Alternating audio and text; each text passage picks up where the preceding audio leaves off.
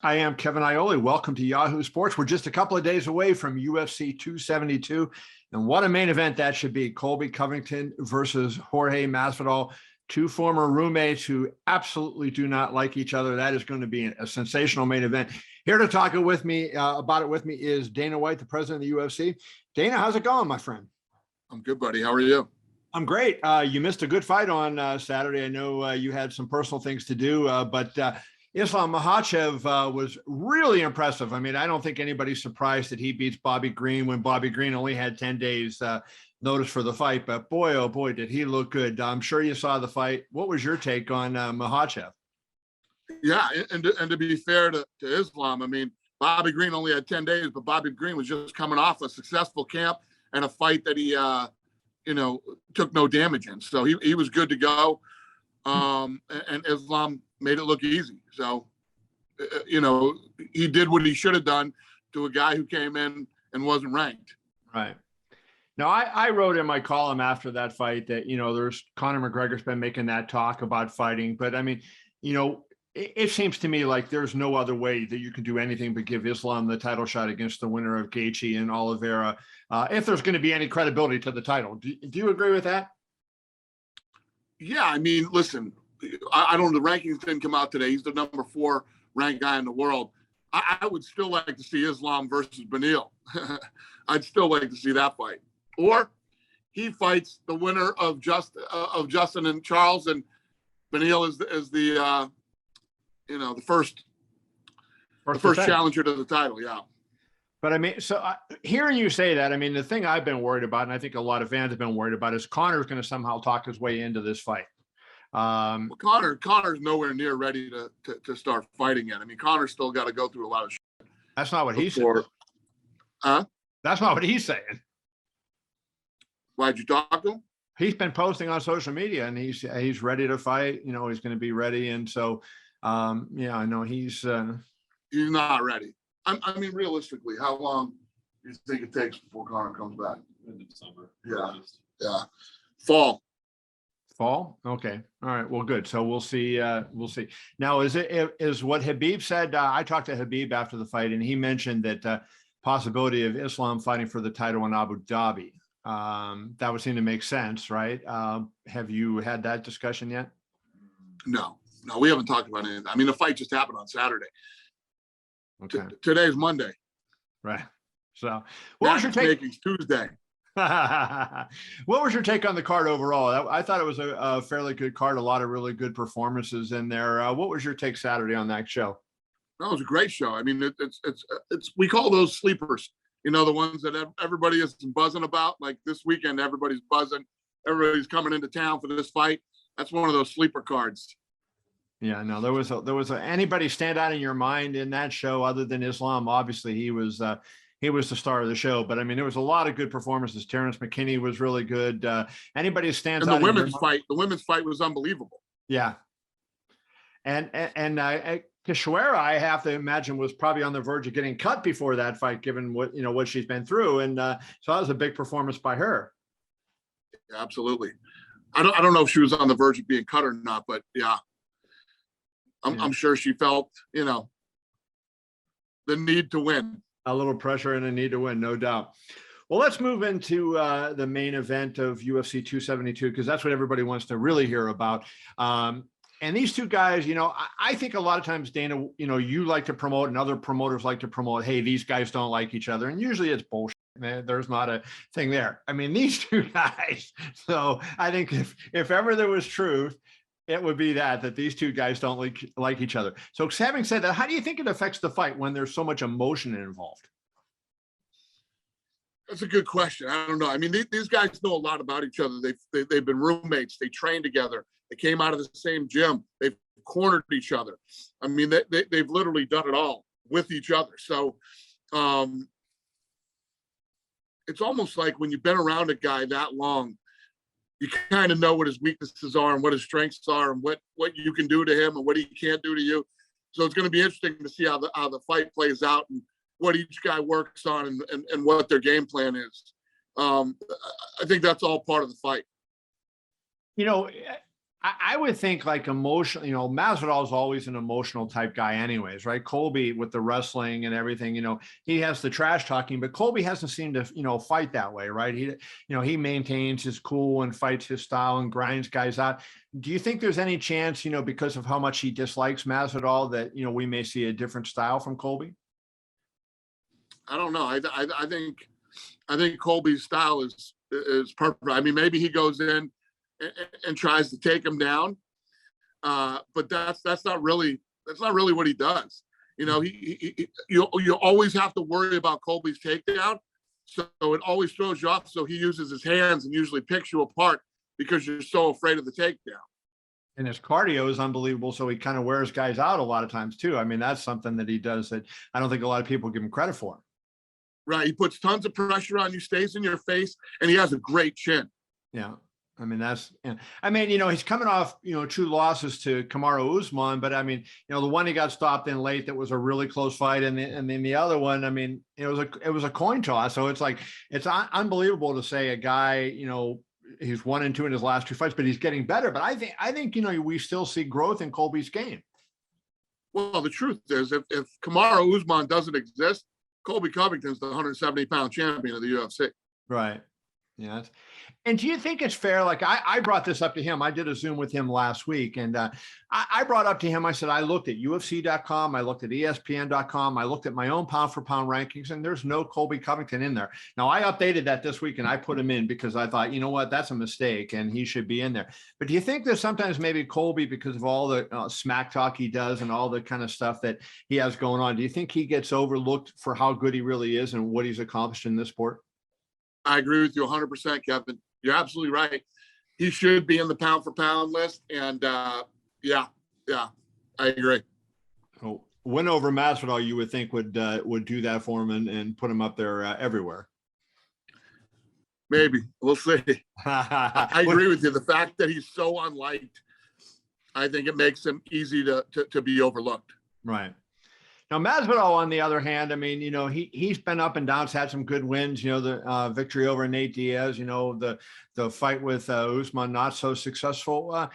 I would imagine there's more pressure on him for him to be the elite, top of the level guy. He's got to put on a performance in this fight, I would think. Yeah. I mean, the fight that turned him into a huge superstar was the flying knee against Askren.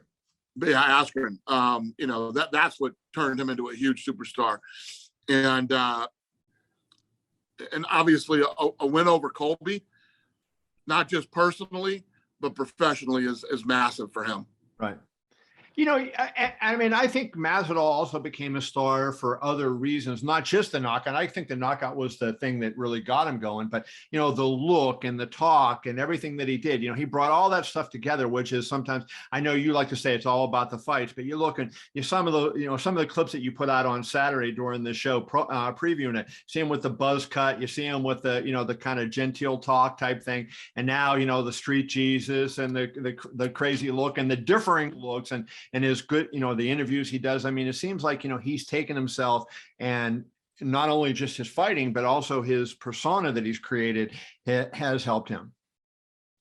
No, I agree. He had all that. I mean, he had all that going on anyway. Guy was a street fighter, used to fight with, came up with Kimbo Slice, the 2-piece and a soda with Leon Edwards, back of the house thing that happened. But what blew him up and turned him into a huge superstar was that flying knee. That flying knee, first of all, nobody saw that coming, especially Ben Askren. All the shit talk, leading up to that fight. And Ben, what did he have? 1 loss or no losses? He was undefeated or whatever his deal was. And, to take him out the way that he did, that clip went everywhere. It was viral. It was global. And blew him up into a huge star. And people love to watch him now. There's no doubt about that. Now, I talked about people don't like each other, but you have a women's fight on this card too. Agapova, that fight, oh my God. I mean, they are, those two are going at it. I don't know that too often I've seen women's fights where they don't like each other as much. Yeah, I haven't seen that yet. Fill me in a little bit on it. What's Oh, they're going back and forth on social media, and they're calling each other classless. And I mean, the one girl kicked the other girl out of the gym, and so it's just been it's been filled with craziness. So yeah, no, I think that one, there's going to be a lot of heat on that fight. I didn't know that. That's awesome. Yeah, thanks for the heads up on that one. Yeah, that might be. If you didn't know, now you know. See. There you go. See. By the way, that's the one I got to do. That's it. Now you got to get it in there. Hey, I saw something out there the other day that I wanted to ask you about. I think it's cool. Your little cooking thing that you do every Friday. Are you talking Food Network about turning that into a show? It already is. Yeah, we got to deal with Food Network. I start filming that thing this year. So tell me, obviously it's great the way you're doing it now, just a couple seconds. It's a fun thing to watch and everything. How do you fill in a half an hour show? I mean, this seems like a little bit rough that way. Yeah. No, the concept would be a lot different than what we're doing right now. We would go to different places, have celebrities come in on the show and try the food. They're playing with the format of it right now. And once we get it dialed in, then I'll start filming. But this thing kills it. I was just telling the guy from like SBJ, or was it SBJ the other day? I mean, this thing does 3 to 4 million views. How'd you come up with that? It's the biggest thing I do. Well, I like fried chicken. So me and Eric, my social media guy, were saying I wanted to make this chicken sandwich with where the bread was Krispy Kreme donuts. So we're going to try this. We did it once, and it was huge. People loved it. So we just started doing it every Friday. We started putting together all this crazy food that is fun. Like for the Super Bowl, I did the Mountain Dew chicken wings. Now you would never expect that to be. It was incredible. The Mountain Dew chicken wings were really good. And so we always look for something fun, cool. It was International Clam Chowder Day on Friday, so we did with the potato. Clam chowder, potato skins, which were unbelievable. I like food, man. So it was a no-brainer for me. There have been some you haven't liked. Which one has been the worst? Like, is there any that you would tell people never eat this? There's two. Whoever invented the Kool-Aid pickles needs their ass kicked. Okay, those disgusting and horrible. And the other one was we did spaghetti inside a sandwich. It was like a spaghetti sandwich. Those were my two. Right, those are the two I didn't like the most. Yeah. That is funny. How do you think that benefits UFC? Like, is that just a thing that's getting you more into mainstream? So, when they see Dana White on Food Network, that attributes to UFC, and then does that make the UFC just a little bit more? Is that like another, chip on the pile? Well, it definitely spills outside our bubble. You know what I mean? But at the end of the day, I do it on my social media, and it's just something fun that I like to do. I enjoy food and different types of food. So I like exposing, all of our fans to different type of stuff. So a lot of people do it too. A lot of people try the stuff that we have, because some of the stuff we do is really good. Yeah, no, I mean, you had a taco thing. When I even texted you when I saw. Remember, I said you had some taco thing. I forget what the hell it was. I said I want to come over. So it was pretty good. Hey, I want to ask you one other thing. And I think Floyd Mayweather is a great example of this. He was a guy that wasn't a big draw, didn't sell much, and then he went out there and he did WrestleMania. He did Dancing with the Stars, and all these mainstream things, and it seemed to pop him. And now you're starting to get guys, that are appearing on these TV shows and being in movies and whatnot. And how much of an effect do you think that has in terms of the recognition of the fighters and helping them to build their brands and become bigger stars within the UFC? Yeah, well, you see, you saw what it did for Paige Van Zandt. She did Dancing with the Stars. It was very big for her, and she's a great dancer. So it makes sense. And then we just had Misha Tate just won Big Brother, which she said was one of the hardest things she's ever done, and she wouldn't recommend it to anybody. But she did it. You know why? Because she's a fucking winner, man. She's a competitor. Yeah. And these are the type of people that excel on shows like that and do well.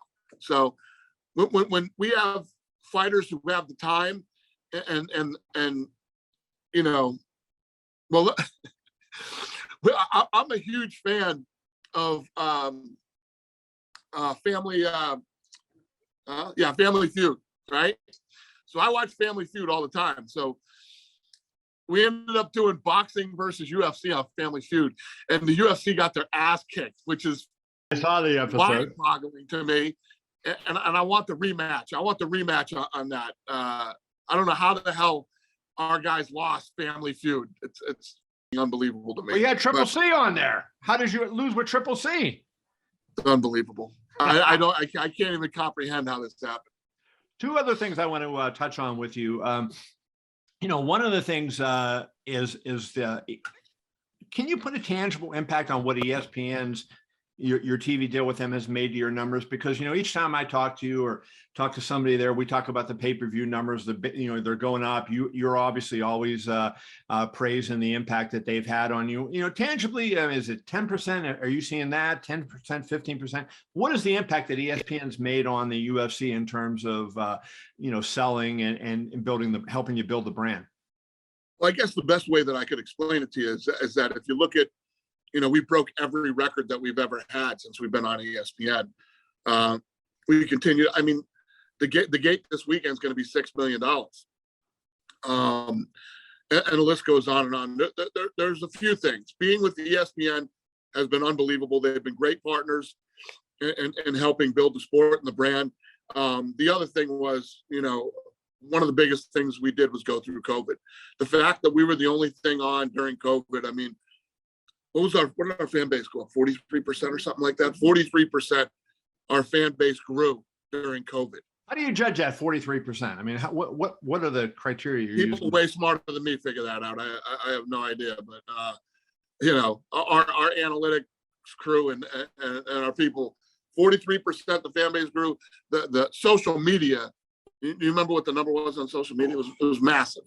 Yeah. Social media we grew. It was just going through COVID was the best decision that I ever made. Boy, and how close you came to not being able to do it, right? I mean, it's amazing. So look at it. A million times. I mean, it's not how close we came to not being able to do it. It's how many people were out there trying to stop us. Yeah. Disgusting. Mind your business. Mind your business. You're talking to me? No. It wasn't you. It definitely wasn't you.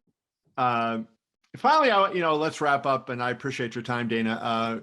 Fight that a lot of people want to see, and we just don't know what the hell's going on. You've said it's going to happen, but when is it going to happen? Nate Diaz and Dustin Poirier. What can you fill me in on? What's up with that? Nothing yet. We got nothing done with that yet. When we do, they want to fight each other. They wanted to fight right away. What's going on? Yeah. Not done yet. So they don't want to fight each other.